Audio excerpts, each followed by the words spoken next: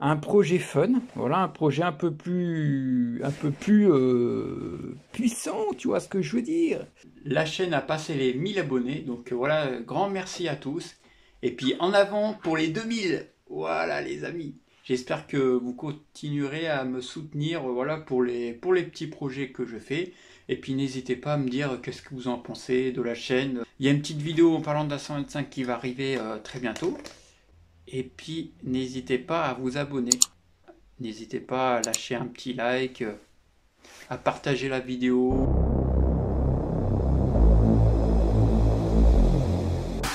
Comme tu as vu dans le short de YouTube, je dois redémonter mon demi-carter.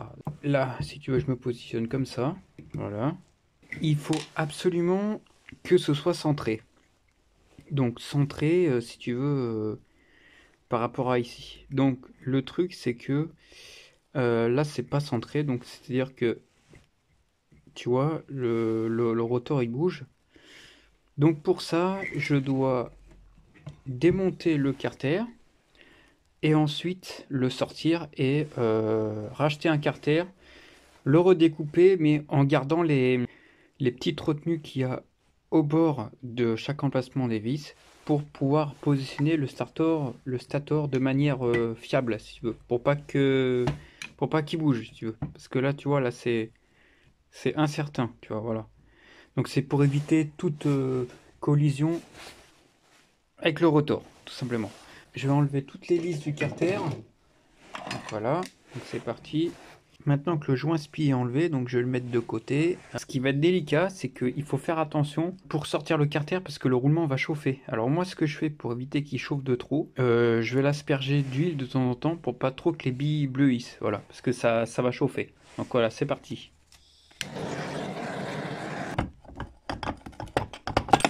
Ah, éteins. Ah bon. Je vais devoir renettoyer le plan de joint et ensuite on va commander un nouveau carter. Bon bah voilà, le carter est là. Donc du coup tu as vu que j'ai les centrages qui sont ici, les centrages pour le stator. Là il est parfaitement centré, donc c'est pour ça que je voulais changer de carter. Donc voilà, c'est un pote qui m'y a dit. Il m'a dit ouais là ça va pas parce que voilà t'as viré les centreurs et il faut pas les virer. Donc voilà, me revoilà avec un nouveau carter et j'ai déjà commencé à usiner. Alors, usinage c'est un grand mot, donc c'est-à-dire que déjà j'ai coupé tout ça. Tout ce qui gênait pour rentrer dans le cadre. Donc cette partie-là, ici, là. C'est une partie qui est refermée jusque-là, voilà. Donc tout simplement, j'ai attaqué à l'acier à métaux et ça va relativement vite parce que c'est de l'aluminium. Donc en 2 minutes c'était fait, voilà.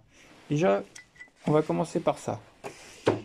Ensuite, j'ai dit, bon, on va le positionner dans le cadre. Alors, déjà, tu vois, voilà, il est gros par rapport au cadre. Tu vois, ici, là, donc. Mais t'en fais pas, ça rentre. Donc, le demi-carter viendrait se positionner comme ça. Voilà. Donc là, en fait, si tu veux, il y a les trous de fixation qui sont juste en face. Les tiges traversantes qui permettent de faire reculer le moteur comme ça. Alors, ça varie pas de beaucoup, hein, mais il suffit de peu. Donc là, je vois que ça frotte légèrement ici. Donc, il faudra rectifier très légèrement ici, enlever ici, là, sur la cornière. Bah, peut-être 1 cm, ça devrait suffire déjà pour être pas mal. Ensuite, il faudra enlever bah, évidemment tout ce qui gêne. Hein. Ici, il faudra un petit peu dégrossir. Ici, il faudra refaire le rond propre. Parce que voilà, là, c'est une découpe, on va dire, pour mettre le moteur, pour voir comment il va se comporter dans le châssis, quoi, déjà. Ça, c'est l'ancien carter. Donc, voilà, il a été raboté. Donc, tu vois, les petits picots qui étaient là, ils ont tout été enlevés. Et c'est ce qu'il fallait pas faire. Donc, ça rentre dans le cadre. Donc, c'est-à-dire que ça rentre comme ça. Et ça rentre vraiment, enfin, ça s'aligne direct. Voilà, comme ça s'aligne direct. Alors, l'idée, bien sûr, c'est de pouvoir accéder au moteur, de le sortir facilement, on va dire. Voilà.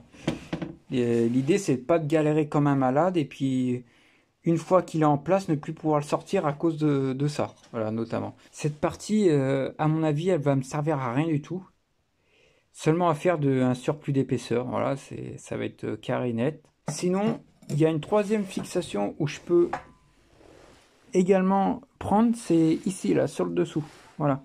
Le but, c'est que ce soit solide, avant tout.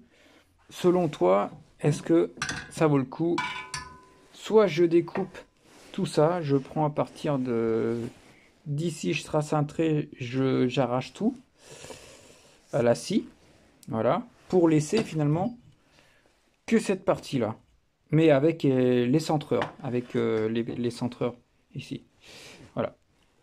Mais je pense que des cils en bloc, ce serait pas mal quand même. T'en penses quoi? Des petits cils en bloc. Même si ça dépasse un peu, on a 4 cm. Voilà, on a 4 cm en dépassement. Donc voilà, juste au-dessus, ça donne ça.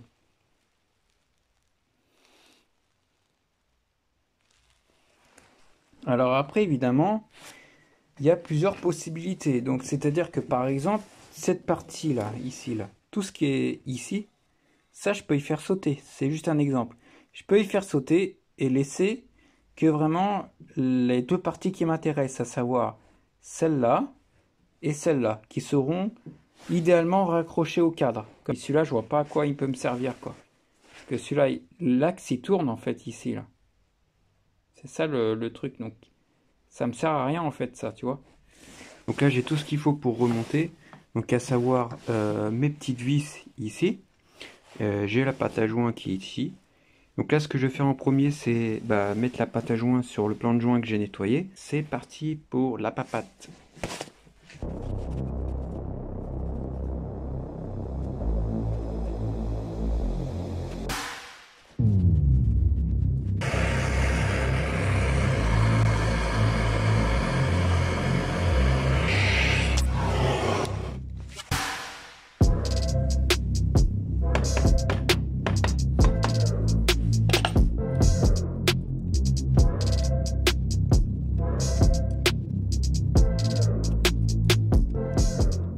Je vais mettre une tige qui vient traverser comme ça.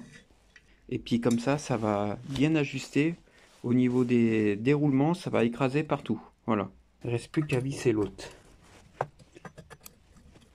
Pourquoi je mets ça entre guillemets? C'est pour que la pâte à joint, elle prenne aussi ici. Parce que si tu veux d'origine, sur le sirop, tu n'as pas d'écrou aussi à ce niveau-là. Je vais te montrer. Ici, tu as une prise ici, tu as une autre prise ici, une ici, une ici, une ici. Et là, en fait, les anthrax qui sont là, c'est les fameuses tiges traversant qui traversent tout le cadre, qui sert à serrer. Mais le problème, c'est que si tu serres pas cela, si tu mets de la pâte à joint, tu as un risque de prise d'air. Ce que je fais, c'est que je mets tout le temps deux boulons serrés ici, comme ici, si tu veux, comme sur l'autre moteur. Et comme ça, j'ai pas de problème. Et puis la force, elle est bien répartie. Toi, tu te barres comme ça, sans le mettre, tranquille. Nettoyer légèrement la portée du vilebrequin pour essuyer les petites merdouilles, malgré qu'il n'y en ait pas trop. Alors là, tout ce qui est graisse ici, c'est l'ancienne graisse, voilà. On va prendre ça. On va prendre le joint. Donc déjà, j'avais nettoyé au préalable. Et moi, ce que je vais faire, c'est que je vais mettre un petit coup de Loctite ici sur le joint. Évidemment, là, avant de le mettre dans le châssis, ce que je vais faire, c'est que je vais laisser le temps de séchage, déjà. Une fois que ce sera sec, je reviens et on laisse dans le cadre. Là, je suis pas sur mon établi parce que, voilà, je l'ai trouvé comment caler le cadre et c'est plus facile pour moi. Un moteur de sirop, à la base, il fait ce mouvement-là pour le sortir. Donc moi, je vais essayer de reproduire le même mouvement. Donc, c'est-à-dire qu'en fait, si tu veux, je le place comme ça. Hop, voilà, je vise bien. Alors attends, je suis obligé de regarder un petit peu là. Je vise et hop, voilà. Et hop, il vient se positionner comme ça. Une cale qui viendrait ici, entre les deux. Ensuite, j'ai la partie du dessous. Normalement, ça devrait être aussi aligné. Alors, comme je te dis, il se pourrait que je galère un peu parce que normalement, le cadre, il est surélevé avec les roues. Donc là, le carter, il touche un peu par terre. C'est juste pour que tu vois comment ce sera fait. Et alors attends, je vise le trou. Voilà, c'est bon. Là, la tige traversante, elle traverse. Voilà. Donc, j'ai mis mes deux tiges. Voilà. Donc, une fois que j'ai mis mes deux tiges, donc là, tu vois, le moteur, le cadre, il a bougé un peu avec le poids du moteur parce que les deux sont pas reliés. Donc, l'idéal, c'est de faire un truc comme ça. La plaque, elle serait soudée au châssis directement ici. Et ensuite, je perce de chaque côté ici et je relie par une autre tige. Comme ça, pour sortir le moteur, j'ai juste à dévisser là, si tu veux, comme ça, et je peux sortir le moteur. Voilà, donc ça, c'est un pote qui me l'a conseillé de faire ça. Ensuite, ce sera pareil de l'autre côté, de relier les deux sans avoir sans avoir à ressouder le cadre. Voilà. Enfin, je vais le souder, le cadre, mais ce sera relié par deux vis, si tu veux, deux vis solides pour relier les deux bouts. Ensuite, rigidifier le cadre et à voir si, avec le cylindre, cette forme passe. Si ça passe pas, je découperai cette partie par l'intérieur. J'espère qu'en tout cas que ce petit projet te plaît. Voilà où j'en suis. Donc la prochaine fois, bah, il y a du boulot. J'essaierai de filmer tout ça en voilà, toutes les petits travaux de soudure que je fais en accéléré, découpage, etc.